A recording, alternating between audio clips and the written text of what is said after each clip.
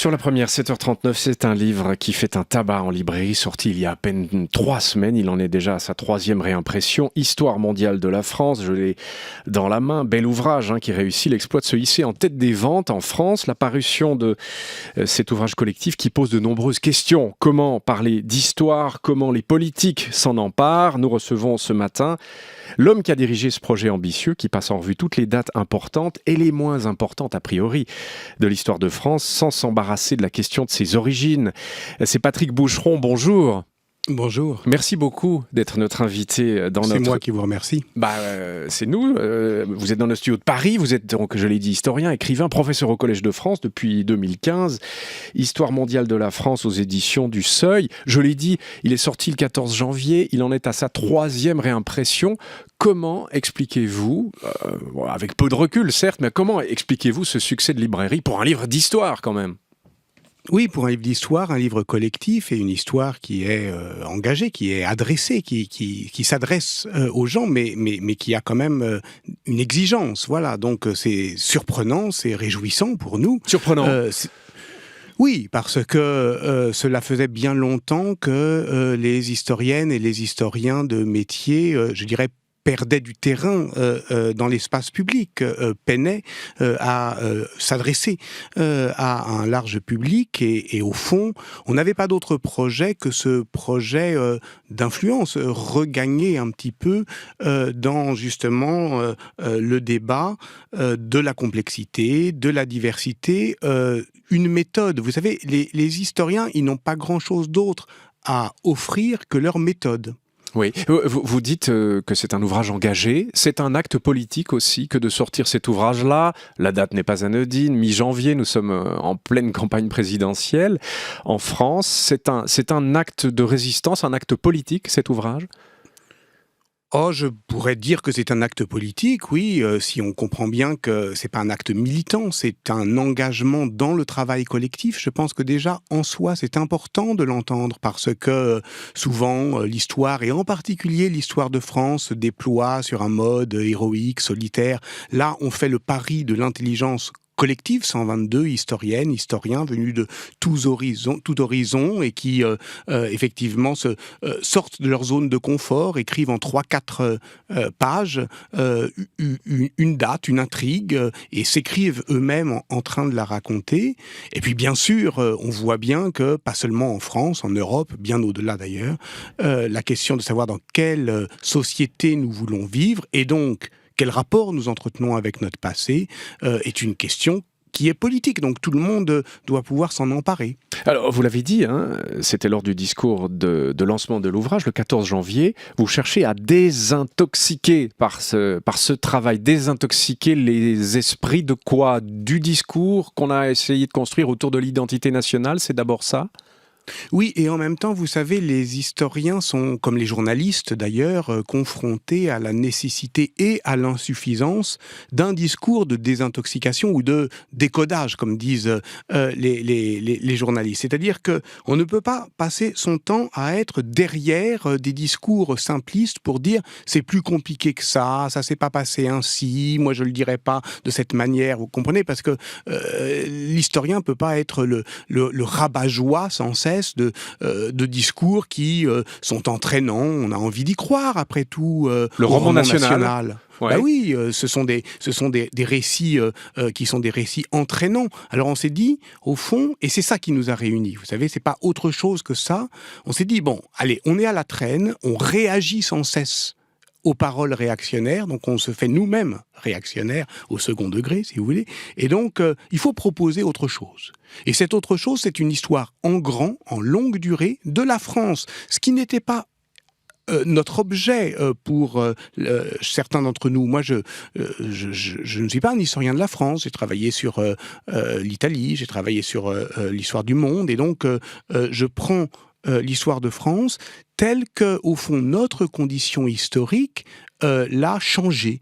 Et mes coordinateurs, enfin les gens qui ont travaillé avec moi, Florian Mazel, Yann Potin, Nicolas Delalande et Pierre Singaravellou, eh bien, on a tenté de faire un sommaire qui, par date, parce qu'il fallait prendre au fond les choses de manière simple, familière et peut-être un petit peu subvertir cette manière traditionnelle d'écrire l'histoire. Une frise, oui, mais une frise qui ne file pas droit. Une file qui va pouvoir zigzaguer, qui va pouvoir prendre son temps et dont le lecteur peut aussi à tout moment recouper par des chemins buissonniers, passant d'une date à l'autre par des renvois, faire sa propre histoire mondiale de la France. Au fond, vous nous expliquez dans ce livre que la France s'est construite de l'extérieur, alors qu'on cherche à nous faire croire, en tout cas que beaucoup ont cherché à nous faire croire qu'elle s'était construite par elle-même. Si je schématise à fond le propos, c'est de ça qu'il s'agit.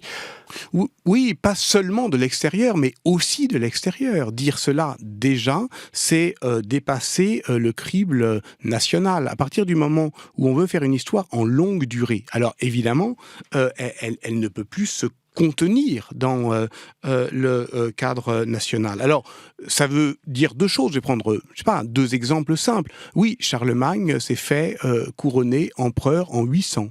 On ne fait pas un contre-récit. Oui. On raconte cela. Vous modifiez pas également. les dates, oui. Non, surtout pas. Mais et puis on va pas chercher autre chose que ce qu'on attend, pas toujours. Mais on va le raconter différemment. On va expliquer que, Charlemagne restaure l'Empire romain d'Occident, mais il y en a d'autres autour, en Orient. Il y a celui qui reste, Byzance, il y a celui qui s'est refondé, l'Empire islamique. Bon. Et puis parfois, on va décaler un peu le regard. On va prendre, par exemple, des dates qui ne sont pas dans le légendaire national, mais qui ont eu un impact sur la France. Par exemple, l'autre 11 septembre, le coup d'État de Pinochet en Chili, au Chili. Ça se passe très loin. Ouais. Oui, ça se passe très loin. Et en même temps, ça va avoir une implication directe des réfugiés, et puis indirecte, une conscience aiguë de l'engagement collectif en France. Oui, vous parlez aussi de 1984, la mort de Michel Foucault, etc. Évidemment, on n'aurait pas trouvé ça dans un livre écrit par Éric Zemmour, qui d'ailleurs ne s'est pas privé de vous critiquer. Ceux dont on attendait qu'il vous critique sont sortis du bois. Éric Zemmour est sorti du bois. Alain Finkielkraut, vous l'avez probablement entendu et lu, est sorti du bois. C'est quand même un intellectuel reconnu. Alors je le cite, il parle d'un bréviaire de la bien-pensance et de la soumission. Les auteurs, je le cite encore, sont des fossoyeurs du grand héritage français qui n'ont que l'autre, le concept d'altérité, qui n'ont que l'autre à la bouche et sous la plume. Qu'est-ce que vous répondez à cela, Patrick Boucheron? Ça fait partie du jeu que d'être critiqué ainsi. C'est peut-être même ce que vous cherchiez, ce grand débat? Non, pour l'instant, il n'y a pas de débat, très honnêtement. Nous le souhaitons. Nous souhaitons débattre, évidemment, parce que nous sommes des historiennes et des historiens. Nous plaçons ce que nous croyons savoir au cœur de l'espace public. Mais on ne répond pas aux invectives. Donc là, les critiques dont vous parlez, pour moi, sont insignifiantes. Elles sont attendues, oui, mais elles sont attendues en fonction de ce qui reste encore une structuration du champ intellectuel français, mais très honnêtement, ça ne m'intéresse pas tant que ça. Mais pourquoi c'est si difficile de parler de l'histoire d'un pays, la France en l'occurrence, en rappelant ses liens avec le monde? Pourquoi est-ce que ça choque? Ça peut-être est une vraie question à poser à un historien. Oui, d'abord, le fait que le livre a un succès pour l'instant inattendu et qui passe aussi par une forme de joie, parce qu'il y a ça aussi, c'est qu'il faut faire front aux passions tristes. C'est qu'on voit bien qu'il y a un rapport très confortable à la décadence, à la déploration, à un style héroïque et viril d'une écriture qui est sans cesse une écriture contre la société diverse. D'une certaine manière, évidemment, ces réactions, on les attendait, on ne les désirait pas. Au fond, ça nous indiffère un peu, pour tout dire, et on est assez satisfait d'avoir fait reculer la ligne, parce que bien sûr qu'il y a une ligne. Bien sûr que les gens dont vous parlez ont des obsessions. En réalité, quand vous lisez leur texte, leur obsession, elle est, comme toujours, l'islam. C'est ça leur obsession. Écoutez, je ne sais pas, je vais vous donner un exemple. Il y a d'autres dates que celles qu'on attend, mais qui sont des dates intéressantes. Nous, on veut juste intéresser. 1246, les temps de Montady, voilà des paysans du Languedoc. Il s'agit de repeupler l'histoire. Il n'y a pas que des héros, il n'y a pas que des sauveurs, des hommes providentiels, des paysans qui assèchent un marais et ça crée effectivement les conditions magnifiques de l'essor rural. On explique d'où viennent ces techniques agraires de la savante de l'irrigation et du drainage. Elles viennent évidemment d'Andalousie et des paysans arabes. Ça gêne quelqu'un ? Ouais. Alors, ça pose un problème de dire ça ? Probablement à ceux oui. Probablement à ceux qui vous répondent. Alors c'est leur problème, c'est pas le mien. Vous parlez de l'islam comme ligne de fracture. Et alors je vais vous poser une question de journaliste là aussi. Est-ce qu'il y a une civilisation française selon vous, Patrick Boucheron, ou est-ce qu'il n'y en a pas stricto sensu ? Il y a une histoire. Cette histoire est mondiale, cette histoire est ouverte, cette histoire est offerte. Le mot de civilisation n'est plus vraiment en cours chez les historiens, et c'est pour cela que nous ne l'utilisons pas. Mais nous ne nous contentons pas de ne pas dire les choses. Par exemple, nous reprenons la question de l'identité. Après tout, pourquoi pas ? C'est vrai que c'est un mot qui ne nous plaît pas tant que ça. C'est un mot qui a pu être compromis par l'usage politique qu'on en a fait, mais j'ai dans l'ouverture, qui n'est pas une introduction, qui est juste une ouverture, un accueil dans le livre, je rappelle la généalogie intellectuelle de ce terme identité, qui aujourd'hui est très marqué à droite, mais qui ne l'a pas toujours été. Et je rappelle que ce livre fameux de Fernand Braudel, qui s'appelle L'identité de la France, est un livre inachevé et posthume, et qu'il nous appartient peut-être de le relancer, de le remettre en mouvement. Alors, il s'agissait au fond de faire l'histoire de la France, nation parmi les nations, et en même temps, pays qui, à certains moments de son histoire, a l'illusion, l'ambition de ne pas être tout à fait un pays comme les autres. Et c'est le monde, souvent, qui ramène la France à son image de patrie de l'universel. Et il fallait comprendre comment ça marche. Est-ce que c'est justifié ? Est-ce qu'à certains moments de son histoire, de fait, la France, ce qui se passait en France, regardait le monde ? Et c'est le cas. Et d'une certaine manière, je ne comprends pas pourquoi voir la France en grand serait la diminuer. Quand on y réfléchit 5 minutes, c'est absurde. C'est absurde. Vos commentateurs vous reprochent de moins l'aimer que cette France. Au fond, c'est un discours sur l'amour de la France, non ? Écoutez, alors là, dans ce cas-là, vous savez, allez-y voir. Vous y trouverez Louis Pasteur et Marie Curie, vous y trouverez des paysans du Languedoc et un rabbin, Rachi, le grand commentateur de la Bible, qui se trouve être aussi un écrivain français vivant à Troyes au temps de la littérature arthurienne au XIIe siècle.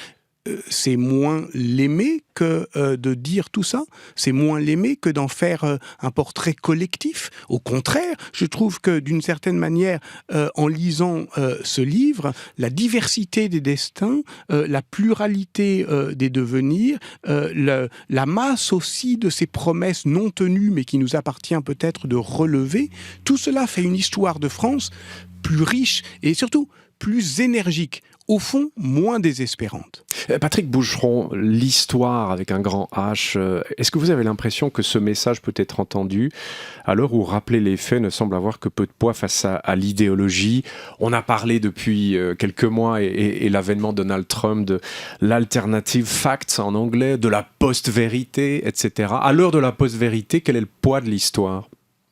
Ça, c'est une vraie question. C'est une question qui, là encore, nous requiert tous. Il ne faut pas laisser les historiens et les journalistes, d'ailleurs, seuls face à cette question. On voit bien que devant ce que l'administration Trump appelle avec une sorte d'inventivité lexicale qui nous surprend et nous prend de vitesse les faits alternatifs, on voit bien que le journalisme de décodage ne sert à rien parce que on sait comment répondre à un menteur, mais le menteur ne dit pas la vérité, donc d'une certaine manière dit quelque chose de la vérité qu'il blesse, alors que le bonimenteur, lui, est indifférent à la question du vrai et du faux. Et ça, c'est un problème qui est un problème pour les pédagogues, parce que pensons aussi aux enseignants. Évidemment, nous espérons leur donner, des moyens de réagir à la fois au désintérêt des élèves pour le récit traditionnel et de leur intérêt pour des constructions fictionnelles plus ambiguës. Et oui, c'est un travail qui est un travail collectif pour réarmer le fait. Alors là, j'ai pas peur de dire ça, parce que au fond, si on dit c'est un combat de valeurs, voulons-nous une société ouverte ou une société fermée? D'accord, c'est un combat de valeurs. Mais au discours de haine, nous ne devons plus politiquement opposer des beaux principes, mais un rappel à la réalité des pratiques sociales, en disant ce n'est pas ainsi que l'on vit, ce n'est pas ainsi, de manière étrécie et désespérée, que les sociétés dans lesquelles nous sommes se développent. Patrick Boucheron, 2 articles qu'on a choisis pour vous dans la presse suisse. Tout d'abord celui-là, qui émane de la NZZ, quotidien édité à Zurich. Esther Coco, vous l'avez lu. Résonance et ressentiment, ça c'est le titre d'une page opinion de ce journal qui s'inquiète du sentiment d'hostilité qui se globalise, on parlait de la post-vérité, via Internet. Un autre phénomène menace le monde, à part les dérèglements climatiques, le réchauffement du climat émotionnel. Des vagues d'hostilité et de désinformation tournent en boucle autour du monde, des fausses menaces, des affirmations sans fondement qui mettent autant en danger notre coexistence sur la planète que la raréfaction des ressources.